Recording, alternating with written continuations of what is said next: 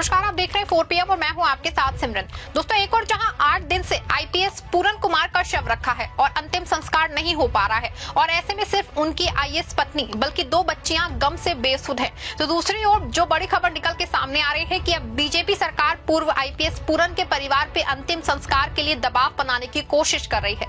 बता दें आपको, इस खुलासे के बाद से एक और जहां आईपीएस पूरन की पत्नी ने बीजेपी के किसी भी मंत्री से मिलने से इनकार कर दिया है, तो वहीं दूसरी ओर एक ऐसा सनसनीखेज खुलासा किया है जिससे दिल्ली से हरियाणा तक हड़कंप मचा है। ऐसे में एक और जहां पीएम साहब और उनका सोनीपत दौरा जो है कैंसिल करना पड़ा है, तो दूसरी ओर बड़ी कार्रवाई के बाद बीजेपी बुरी तरह से एक्सपोज हो गई है। पूर्व आईपीएस की पत्नी पे कैसे दबाव बनाए जाने का खुलासा हुआ है और कैसे पीएम साहब की सोनीपत यात्रा कैंसिल हुई है और बड़ी कार्रवाई के बाद कैसे बीजेपी एक्सपोज हुई है, सब कुछ मैं आपको अपनी इस रिपोर्ट में बताने वाली हूँ। दोस्तों, जैसा कि आप जानते हैं, 7 अक्टूबर 2025 को चंडीगढ़ के सेक्टर 24 में एक घर से सदमा आया। भाई पूरन कुमार, जो हरियाणा पुलिस के एडिशनल डायरेक्टर जनरल थे, अपनी रिवॉल्वर से खुद को शूट कर लिया।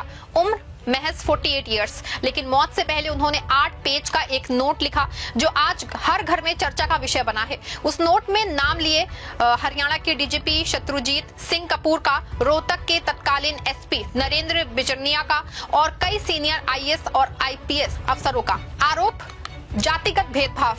पूरन दलित थे और ऊपर वालों ने उन्हें इसलिए कुचला क्योंकि वो नीची जाति से थे। पूरन ने लिखा कि मुझे सालों से सिस्टमैटिक उत्पीड़न झेलना पड़ा, प्रमोशन रोका गया, ट्रांसफर करवाए गए, मीटिंग्स में अपमानित किया, ये सब जाति की वजह से। सोचो जरा, एक अफसर जो देश की सेवा के लिए चुना गया, वही अपने ही सिस्टम से टूट गया। पूरन की पत्नी अमनीत पी कुमार, जो खुद 2001 बैच की आईएएस अफसर हैं, उन्होंने तुरंत शिकायत दर्ज कराई। उन्होंने कहा कि मेरा पति जो है सालों से डिप्रेशन में था। डीजीपी कपूर ने उसे व्यक्तिगत दुश्मनी की, जाति का ताना दिया। ये कोई छोटी बात नहीं, लेकिन क्या हुआ? कुछ नहीं। बॉडी अभी भी मार्चरी में पड़ी है क्योंकि फैमिली पोस्टमार्टम के लिए राजी नहीं है। क्यों? क्योंकि वो 2 मुख्य आरोपी डीजीपी कपूर और एसपी बिजरनिया की गिरफ्तारी चाहते हैं, लेकिन एक्शन जीरो। कल रात 13 अक्टूबर को हरियाणा सरकार ने मिडनाइट डिसीजन लिया।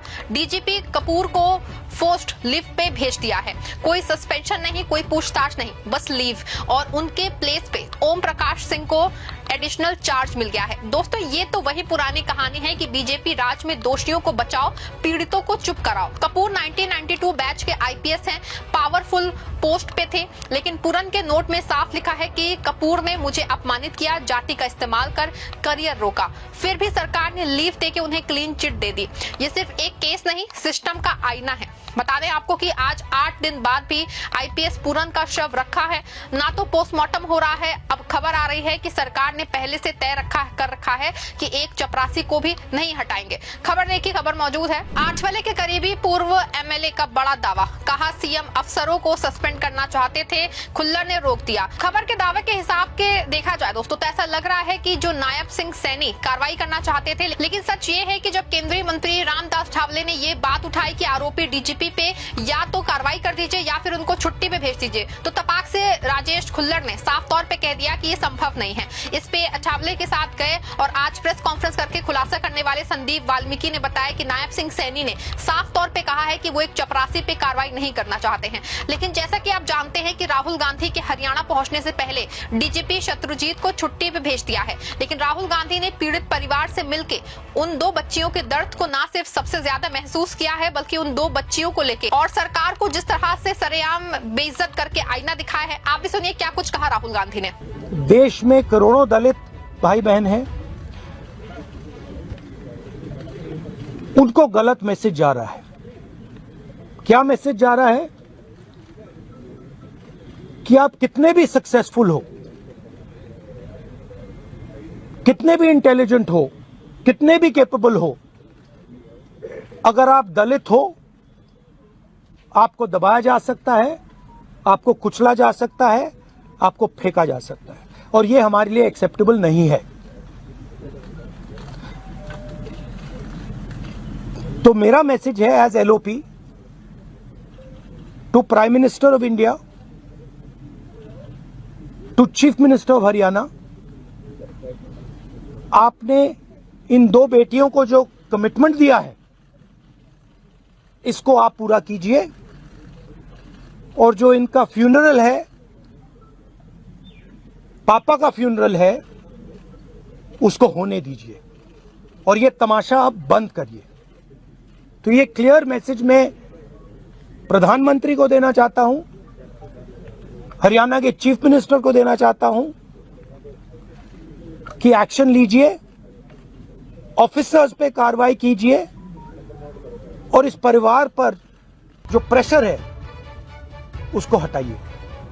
सुना आपने कि राहुल गांधी का बहुत ही कड़े शब्दों में ना सिर्फ पीएम मोदी और उनकी सरकार को उनका वादा याद दिलाया है, बल्कि सीधे तौर पे खुला चैलेंज भी किया है। आपको बता रहे कि जिस बात की डिमांड राहुल गांधी ने की है, कुछ ऐसी ही डिमांड उनका परिवार पिछले 8 दिनों से कर रहा है, लेकिन बुसेट सरकार को होश ही नहीं आ रहा है।